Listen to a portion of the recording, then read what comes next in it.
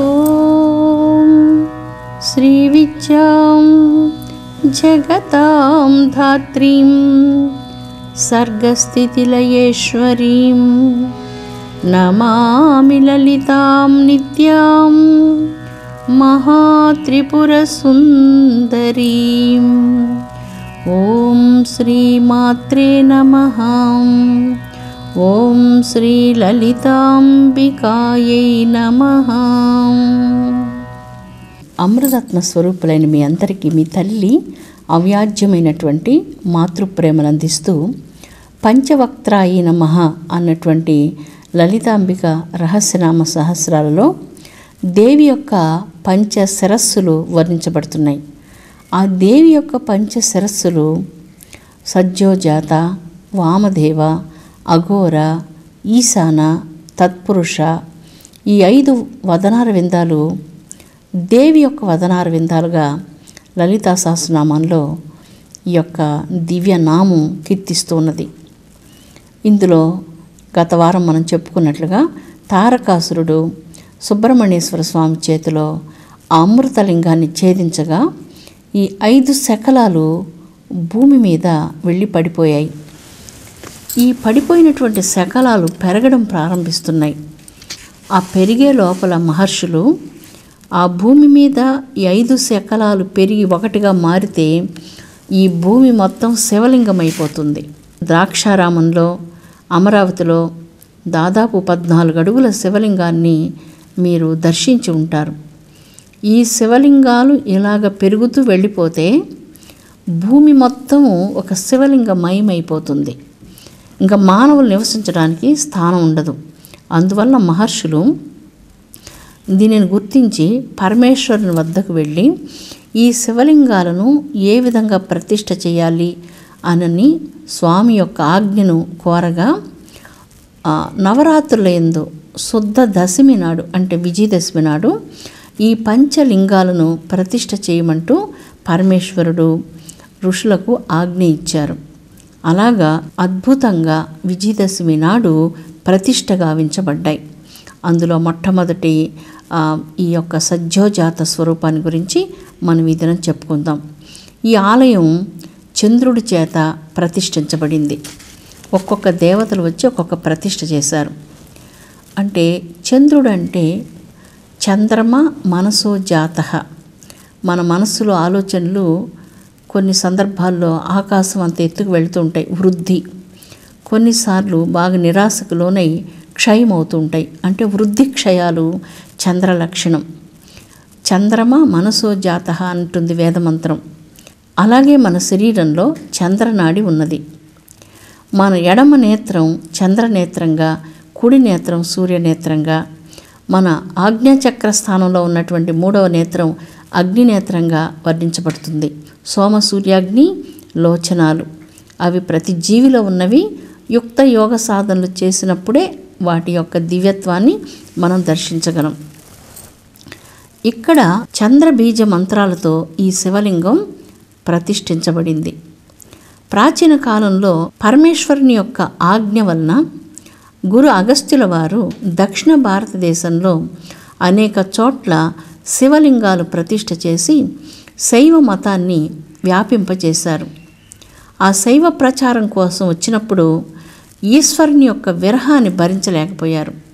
ఎప్పుడు స్వామి దర్శనంతో నిరంతరం కైలాసంలో ఉన్నటువంటి అగస్త్య మహర్షుల వారు ఈ దక్షిణ భారతదేశానికి రావాల్సి వచ్చినప్పుడు చాలా పరితప్తత చెందినటువంటి హృదయంతో ఈశ్వర విరహాన్ని భరించలేకపోయారు.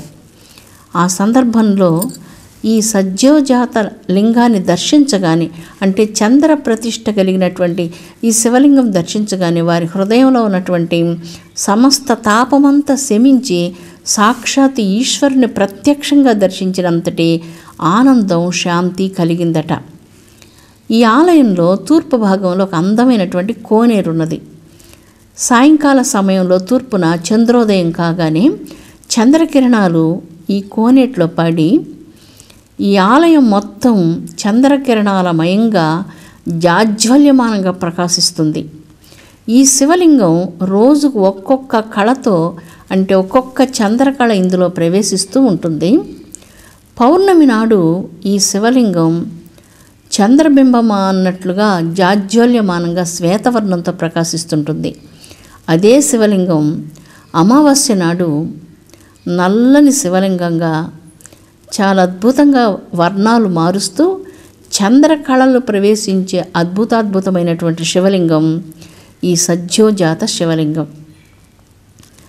ఇక్కడికి ఈ గర్భాలయంలోనికి రాగానే గురు అగస్త్య మహర్షులంతటి ఆత్మజ్ఞాన సంపత్తి కలిగినటువంటి వారికి ఆ శివ విరహాన్ని భరించలేక మనక్షోభను అనుభవిస్తున్నారు.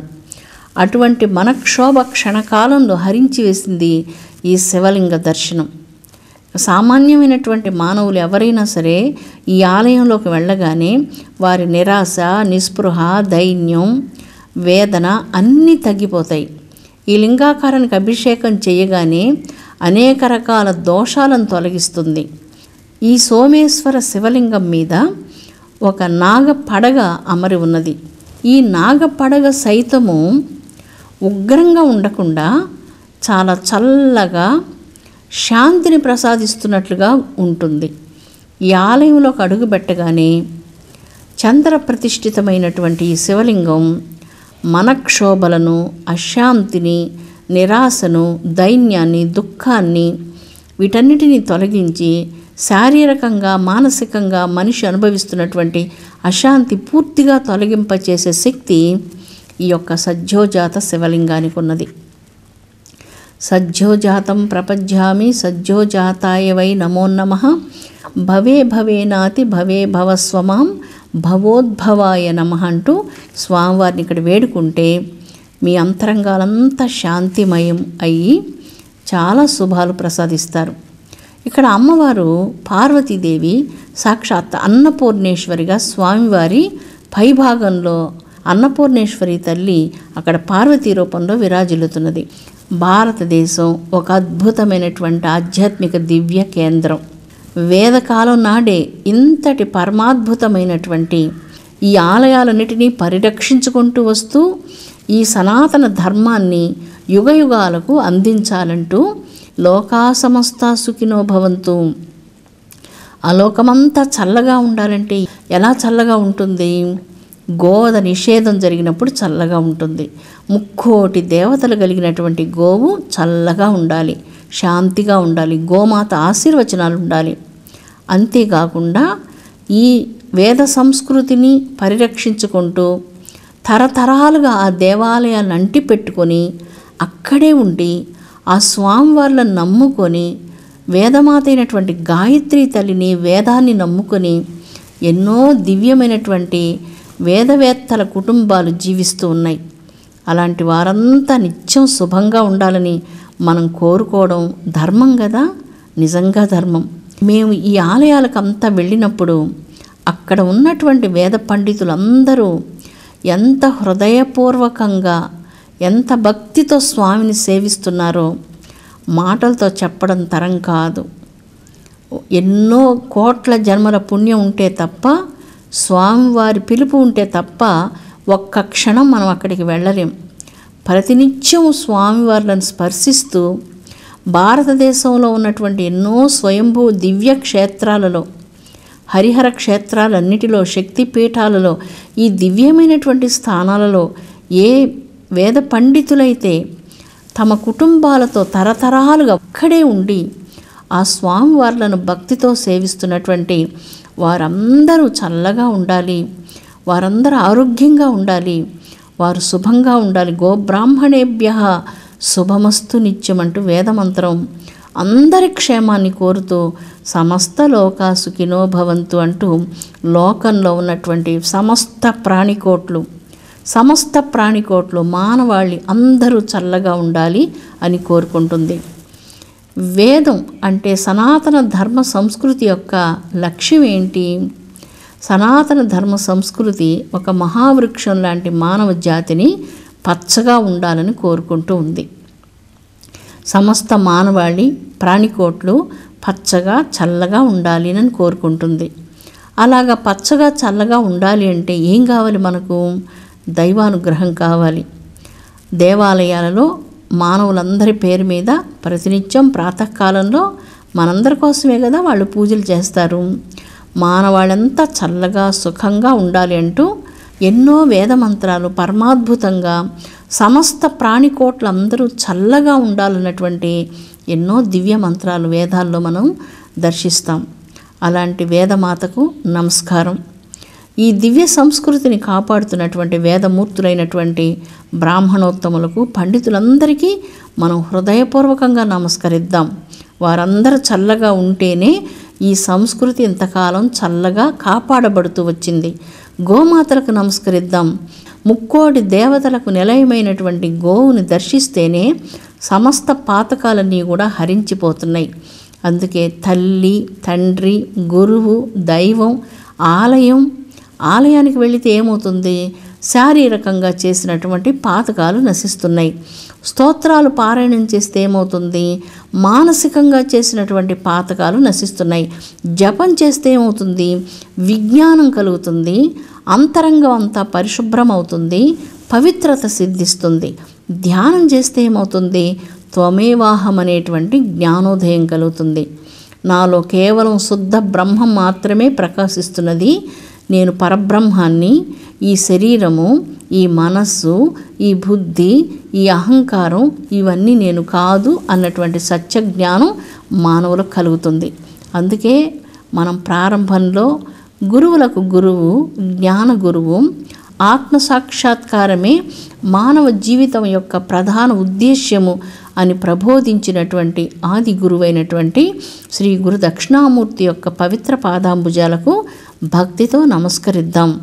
సర్వవ్యాపకమైనటువంటిది, మంగళకరమైనటువంటిది, ఆది మధ్యము అంత్యము లేనటువంటిది, నిత్యమైనటువంటిది, నిరంజనమైనటువంటిది, సత్యమైనటువంటిది, స్వప్రకాశమానమైనటువంటిది, సర్వము తానైనటువంటిది, రెండుగా లేనటువంటిది, అవిభాజ్యమైనటువంటిది, అనంతమైనటువంటిది, అఖండమైనటువంటిది, శాశ్వతమైనటువంటిది, ఐశ్వర్యప్రదమైనటువంటిది, మంగళకరమైనటువంటి ఆ వెలుగు మన హృదయంలో జాజ్వల్యమానంగా నిరంతరం ప్రకాశిస్తున్నది.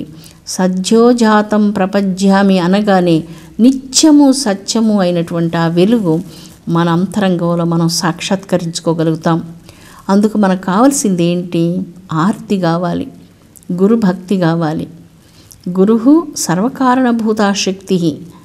గురువే ఏదైనా సాధించాలంటే గురు కృప కావాలి. ఆ గురు కృప ఉంటే అసాధ్యమైనటువంటివన్నీ కూడా చాలా సుసాధ్యం అవుతుంది. అందుకే ఇక్కడ పంచవక్త్ర అన్నటువంటి లలితాంబిక రహస్యనామ సహస్ర మంత్రాలలో సద్యోజాతం అన్నటువంటి దేవి వదనారవిందం. ఆ జగన్మాత మానవ జాతి అంతటిని సర్వకాల సర్వావస్థలందు శాంతి, ప్రేమ, శక్తి, దివ్యమైనటువంటి తన అనుగ్రహాన్ని అమృతంలాగా ప్రతి గృహంలో అందరి మీద వర్షించాలి. మంగళకరమైనటువంటి వెలుగుని మనకు అంతరంగంలో ప్రకాశింపచేయాలి. మనం మంచి కార్యాలు చేసే విధంగా మనల్ని తల్లి చక్కగా తీర్చిదిద్దాలి. మనం కొన్నిసార్లు ఎక్కడైనా పని చేయడానికి వెళ్ళినప్పుడు మీరు సరే నాకు కరెక్ట్గా నేను ఏ విధంగా చేస్తే మీకు సంతోషం కలుగుతుందో నన్ను అలాగా మోల్డ్ చేసుకోమని చెప్పి పనిచేసే దగ్గర అడుగుతుంటారు. అదేవిధంగా ఇక్కడ భగవంతుడిని మనం దాన్ని కోరుకుంటాం. అమ్మ నేనేం చేస్తే నీకు సంతోషం కలుగుతుందో అలాగా నన్ను చక్కగా మోల్డ్ చేసుకోవాలి, నువ్వే నీకు నచ్చినట్టుగా నన్ను తీర్చిదిద్దుకో, నా తప్పులన్నీ మన్నించు, ఈ జీవితం వృధా కానీయకు, కోటి కోటి జన్మలు ఎలాంటి తప్పులు చేసినా తెలియకుండా చేసిన ఆ తప్పులన్నిటినీ మన్నించి నీ మార్గాన్ని చూపించు. నీవు పరమ దయాకరివి, మహాశక్తివి, కళ్యాణ గుణమైవి, అనంత కళ్యాణ గుణాలన్నిటికీ ఆకరమైనటువంటి నీ హృదయం మా మీద అనుగ్రహదాయినిగా అద్భుతమైనటువంటి కరుణామృతాన్ని వర్షించి మానవ జీవితాన్ని అపసవ్య మార్గాల్లోకి వెళ్లకుండా, వక్రగతిని సాగకుండా అది సవ్య మార్గంలో ప్రయాణం చేయాలని అమ్మను కోరుకుంటాం. ఈ చంద్ర పుష్కరిణిలో చంద్రోదయం కాగానే ఈ యొక్క ఆలయంలో ఆ చంద్రకిరణాలన్నీ కూడా భూమిలో ప్రవేశిస్తున్నాయి. మనం అడుగు పెట్టగానే ఆలయంలో చల్లని శాంతి పాదాల్లో నుంచి సహస్రారంలోనికి అలాగ జరజర పాగిపోతున్నట్లు స్పష్టంగా అనుభూతం అవుతుంది. ఈ తారకాసురుడి మెడలో ఉన్నటువంటి శివలింగం అలాగ 5 ప్రదేశాల్లో పడుతున్నప్పుడు చాలా పెద్దగా ఓంకార శబ్దంతో ఆ ప్రదేశం అంతటా నినదించింది. అంటే గోదావరి నదీ తీరం అంతా ఓంకారంతో నిండిపోయింది. మనం ఈరోజు కూడా ఆ గోదావరి నది చేసేటువంటి కలకల నాదాలలో ఈ ఓంకార శబ్దాన్ని మనం వినవచ్చు. ఎందరో వేద పండితులు, ఎందరో మహానుభావులు, ఎందరో ఋషివరులు ఈ పుణ్యమైనటువంటి ప్రదేశాలలో నివసించి వేదకాలంలో వేద మంత్రాలతో ఈ పవిత్రమైనటువంటి పావన గోదావరి తీరాన్ని మరింత పునీతం చేశారు. గౌతమ, వశిష్ఠ ఇత్యాది మహర్షులు, అగస్త్యాది మహర్షులందరూ ఈ పుణ్య భూమిని మహాపావనం చేశారు. ఈనాటికి వారి యొక్క పాదాల శక్తి తరంగాలు ఈ పుణ్య భూములలో నిరంతరం అలాగా ప్రసరిస్తూనే ఉన్నాయి. అందువలన ఈ భారతదేశం చాలా అద్భుతమైనటువంటిది, పరమాద్భుతమైనటువంటి శక్తి కేంద్రం, ఆధ్యాత్మిక ధర్మానికి ఇది కేంద్ర బిందువు. అలాంటి సర్వోత్కృష్టమైనటువంటి దివ్య సంస్కృతి సమస్త ప్రపంచానికి ఒక ఛత్రంలాగా వెలుగునిస్తూ నీడనిస్తూ మానవ జాతికి శాంతిని ప్రసాదిస్తున్నది. అటువంటి దివ్య సంస్కృతిలో జన్మించినందుకు, జన్మను ప్రసాదించినందుకు దైవానికి కోటాను కోట్ల సార్లు కృతజ్ఞతలు సమర్పించినా సరిపోదు. ఈ సంస్కృతిని గురించి ఇంకా మీరు తెలుసుకోవాలి, దానికి తదనుగుణ్యంగా జీవించాలి. అంతేకాదు ఆ జీవించిన జీవన విధానాన్ని ప్రేమమయం చేసి ఈ సమస్త ప్రపంచాన్ని మంచి కాంతితో, శాంతితో, ప్రేమతో మన వంతు పాత్రను మనం పోషించి అందరికీ సేవ చేద్దాం. నేను ఎందుకు జీవించాలి? దైవాన్ని ప్రేమించడం కోసం నేను జీవించాలి. ఆ దైవాన్ని అందరిలో దర్శించడం కోసం నేను జీవించాలి. దైవం ఎక్కడ ఉన్నది? వేదం ఇలాగా చెప్తుంది, స ఈశ్వర అనిర్వచనీయ దివ్య ప్రేమస్వరూప. ఇలాంటిది అని వర్ణించడానికి సాధ్యం కానటువంటి దివ్యత్వమే ఈశ్వర స్వరూపం. లవ్ ద లవ్ అంటుంది వేదం. ఆ దివ్యత్వాన్ని ప్రేమించు, ఆ దివ్యత్వాన్ని దర్శించు, ఆ దివ్యత్వాన్ని నీ అంతరంగంలో నిరంతరం ధరించి ఉజ్వలమైనటువంటి ఆధ్యాత్మిక జీవితం మనందరం గడపాలని అమ్మ మీ కన్నతల్లిగా మనపూర్వకంగా కోరుకుంటున్నది. స్వస్తి. ఓం శాంతి శాంతి శాంతి.